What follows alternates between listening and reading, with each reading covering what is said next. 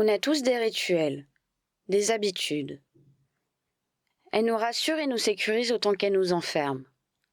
Je me lève, je m'habille, je me fais couler mon café, je vais promener ma chienne. Voilà comment commencent absolument toutes mes journées. Dans cet ordre, toujours, sans aucun écart. Parfois je suis accompagnée par un magnifique lever de soleil. Pas aujourd'hui, manque de chance. C'était une période où il ne faisait pas très beau. Puis je replonge dans le sombre de mon appartement, pour effectuer la même rengaine, encore et encore.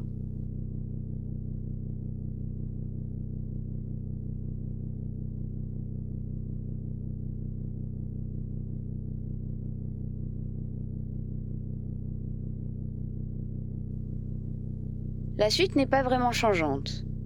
Je laisse ma chienne regarder le monde pendant que je vais travailler pour essayer de survivre. J'adore la voir faire ça, voir à quel point elle est curieuse d'un rien.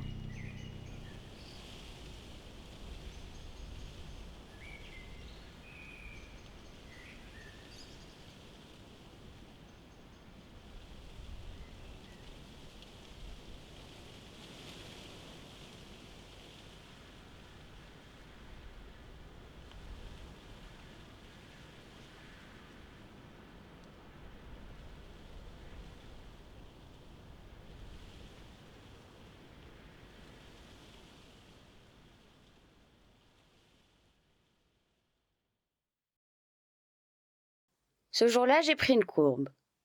J'aime les courbes. Elles sont synonymes de variation de rythme. J'étais dans un endroit interdit, celui qu'on m'a enlevé depuis des mois déjà. Un endroit qui me manque, un endroit où je me sens comme à la maison. Un endroit tout autant enfermé que moi.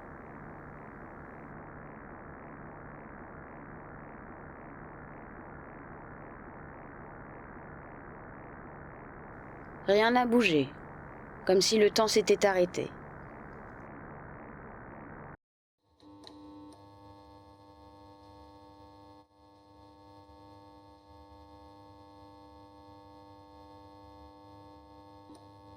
Alors je m'arrête, moi aussi, rigoler aux blagues des projectionnistes.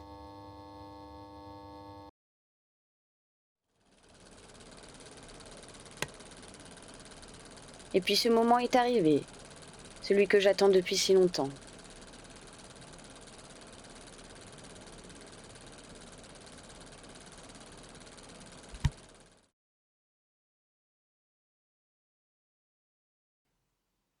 Mais ce plaisir a une saveur d'amertume, parce que je savais que dès que je passerais la porte, il ne me serait plus accessible.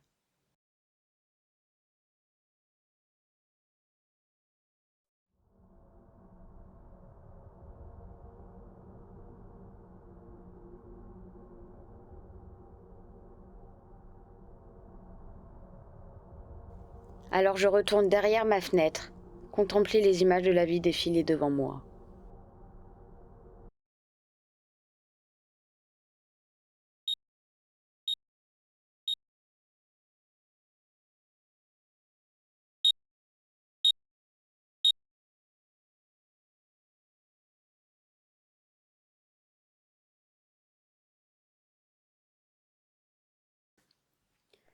Inspirer et expirer.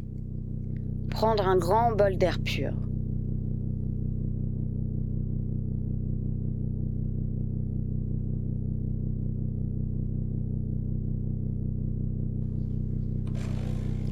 Puis de café, histoire de se requinquer et de récupérer de l'énergie.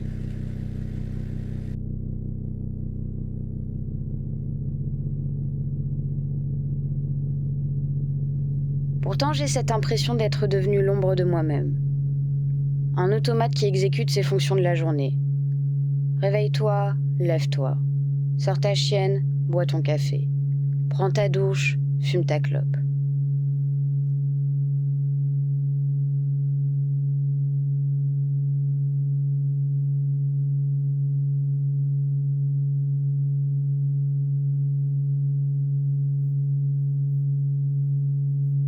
Consommer son addiction avant chaque étape. Aspirer l'air nocif et avoir cette sensation de respirer. Quelle contradiction, n'est-ce pas ?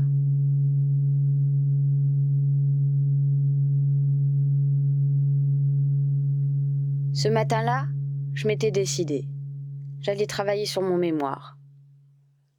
Accompagnée toujours de ma tasse de thé et de ma cigarette, des amis qui me poursuivent dans chaque pas que j'effectue.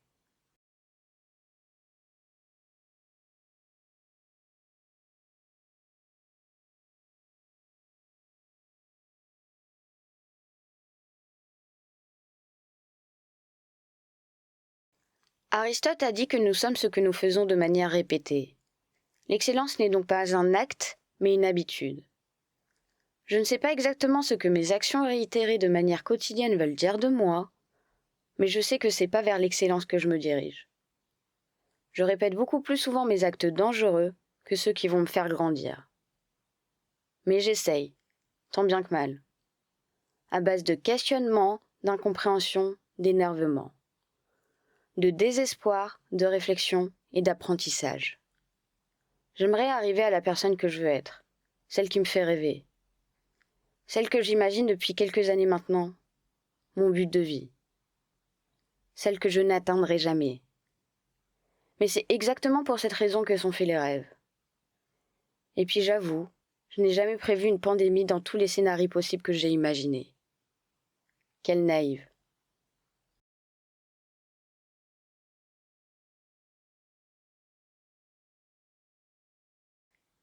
Je mets tout ce qui est possible de mon côté, mais lorsque je planifie tout, j'oublie que je suis humaine, avec mes lacunes, mes difficultés, mes émotions et ma pensée.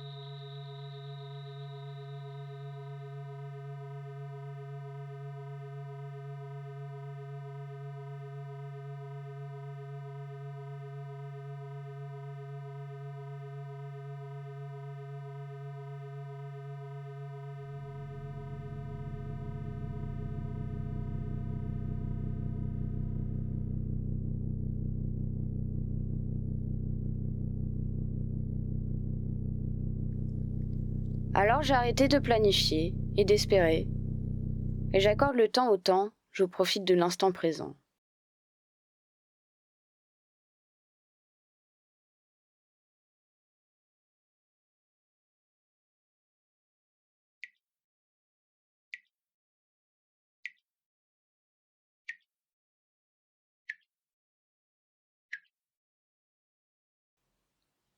On va donc passer ce bon temps, revenir aux choses simples mais qui me font tant de bien. Une petite partie de cartes.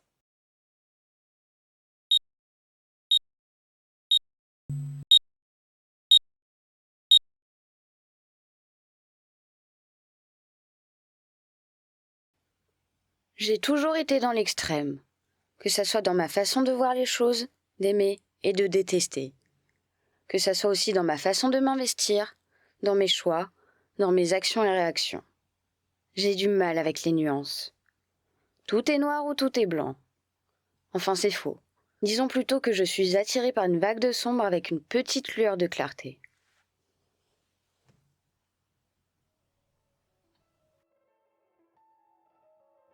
Il y a les moments où je me pose, pour réfléchir et prendre du temps en face à face avec mes pensées. Mais ça se termine toujours de la même manière.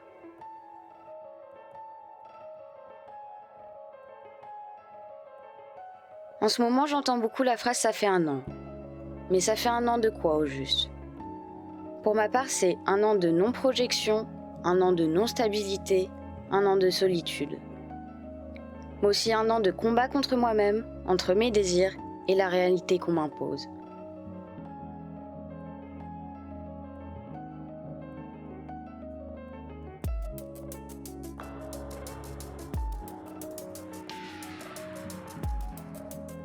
Alors on y retourne et on essaye.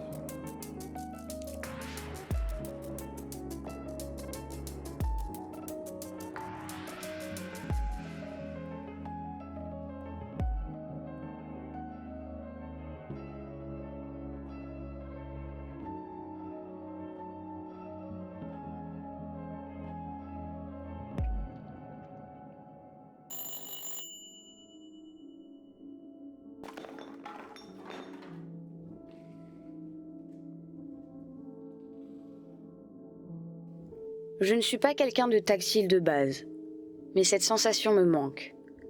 Cette douceur de l'eau, elle qui t'enveloppe. Je crois que ça se compte en moi, la dernière personne que j'ai touchée réellement. La notion du temps m'est un peu difficile.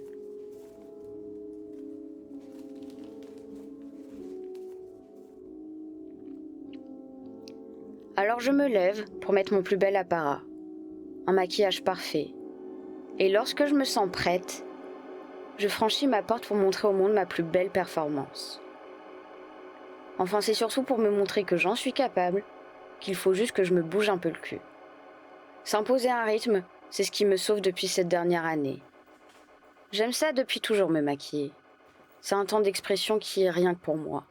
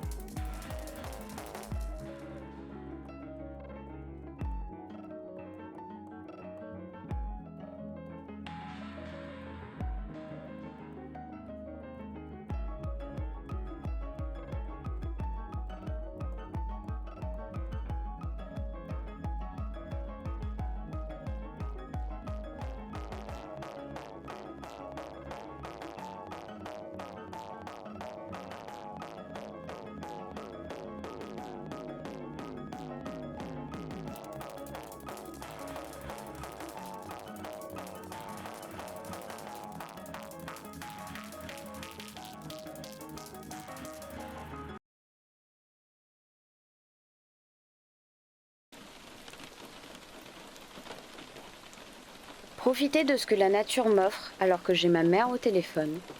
Cet même moment que je n'ai pas vu depuis des mois. Je n'ai même pas fêté Noël avec elle. Mais elle est là. C'est cette petite lumière sur laquelle je me raccroche lorsqu'il pleut. C'est cette petite lumière qui permet de mettre en valeur même les instants les plus difficiles pour moi. Parce que chaque chose est expérience et que ça me construit pour mon moi du futur. La Mao 2.0 en somme, ou 3.0, ou 4.0. J'avoue, je ne sais pas trop à quelle version de moi-même je suis. Alors je prends un dernier shoot de crise d'angoisse, ma meilleure amie depuis toujours. Parce que oui, tu le sais, tu es une femme angoissée pathologiquement, c'est un fait. Mais c'est pas grave.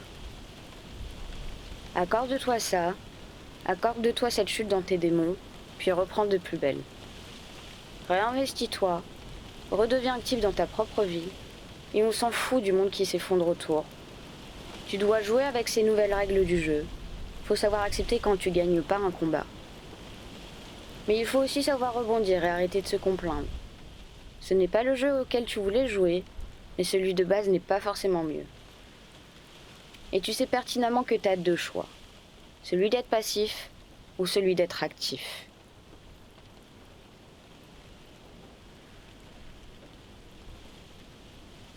Je sais maintenant, au bout d'un an, lequel je vais prendre.